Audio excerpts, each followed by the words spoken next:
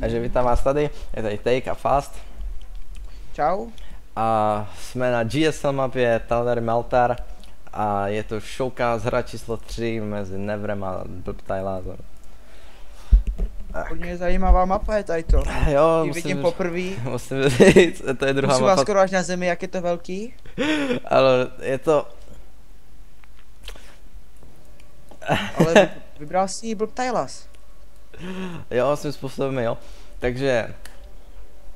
Tadyhle to je, dá se říct, že korejská velká custom makromapa. Takže... Tady se, nečekají se tady žádný early rush nebo něco takového, obvykle se tady zabírají i 2 expanze na začátku.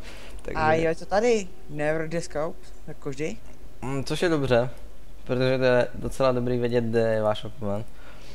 Tak tady jsou asi, kolik nevíš, kolik je tady spawnů? Jsou tady 4 spawny. 2 nebo 2? 4 teda, nevím co mluvím. Jsou tady 4 spawny a dokonce i 4 zalnagy. Takže... To jsou asi trošku k ničemu, no i když... A mají čím scoutit, no když zabereš všechny ty zalnagy, tak máš absolutně map control. To vidíš hodně. A je to tady trošku netradiční. Jo, taková ta rampa, takový ten vchod. Blbtylas the Scout? To je poprvé v této sérii, co to scout, ne? Taky bych řekl. A jestli ve Scrap Stationu si ho nepamatuju scoutovat ani na žádný takovýhle mapě. No zůstal ve prostřed. No, uvidíme. Asi chtěl opravdu vědět, co je na tom středu, jak chatoval na začátku, jak zmiňoval.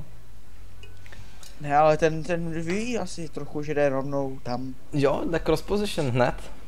A možná věděl, že tady se spawnuješ asi jenom naproti, nebo vedle sebe to asi moc ne. No, myslím, že to je normální random jako u každé mapy. Já nevím.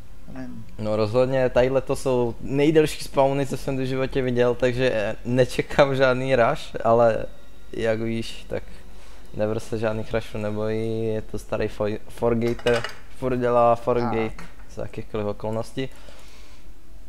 A ten nás už má cybernetickou na 50%, což se nedá říct o Neverovi, který ho začal teprve teď, ale zase myslím si, že bude mít lepší ekonomiku, no just slightly, má jenom teďka bude mít, vždycky má o jednu proubu navíc. A měl by pulnout na gas, měl by pulnout lidi na gas, právě teď to udělal.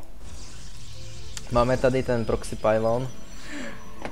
A Blbtylasova prouba s Neverovou proubou si hrajou nahoněnou. Never má asi bobu. To vypadá. No, nevím, jestli to dokáže Never chytit, ale teď zatáčí, jo, možná jo. No. Hele. Aj. Zelo. A tak to byla... To je trošku netradiční. Byla škoda ty prouby. Netradiční je to, že... A Never má zase pylon. Si postavil hezky. Bojí se supply bloku. Něco? Má spoustu pylonů, ale málo gateway. Máme tady Forgate, zase úplně ten samý Forgate, jako jsme viděli ve hře číslo 2. A Blbtylas má zase ty 2. No, asi se necítí moc.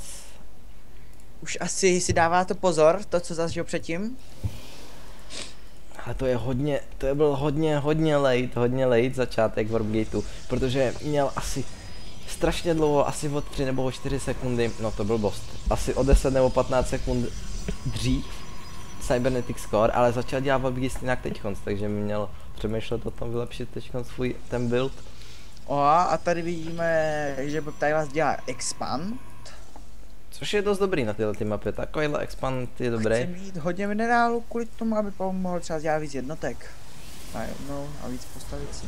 A teď nevím co říct o tom Forgate, co udělal Never, myslím si, že bude do supply bloku. To se divím, že ten pylon, co je na tom expandu, že to ještě nezničil. Asi o tom nevíš, když jsem ani nešel kouknout. Rozhodně se na to měl podívat, protože... Mně se to třeba s jednou vypustilo. Jeden dal se hrál, tak jeden mi dal základný pylon, já jsem to vůbec nečekal. Jestli to nebyla hra proti Idontovi, nebyla to náhodou hra proti Idontovi. To už si nepamatuju. Myslím si, že Never tadyhle ten... A tak asi to nebude zase tak jednoduchý, jak jsem si myslel, protože Taylor asi fokusuje toho jednoho a Never má taky divný shootman go micro, ale myslím si, že to zvládne úplně jednoduše. Teď přijde další cycle of, teď přijde další stalkeři přijdou, nemá ani superblock, takže tady je máme. No tak a teď Never už bude jenom ničit.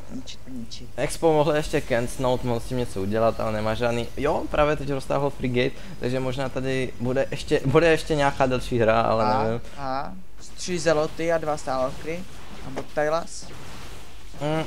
Tak tohle se opravdu nemůže to. Aby řekl, že to dopadne jako předtím, Never asi vyhraje. Jo, no dopadne to jako hra číslo 2. A tady už opravdu nemá čím to podržet, i když forwarpuje, Tylas forwarpuje. Nevím, to už přidává si additional gateway, ale to nemůže dát. Dokonce tady dělá i kanóny. Jestli okamžitě nepřijde Never a nezničí tam něco, tak nevím. Kanon, no ten kanon může dělat hodně věcí udělat, no ale ten asi už nestihne.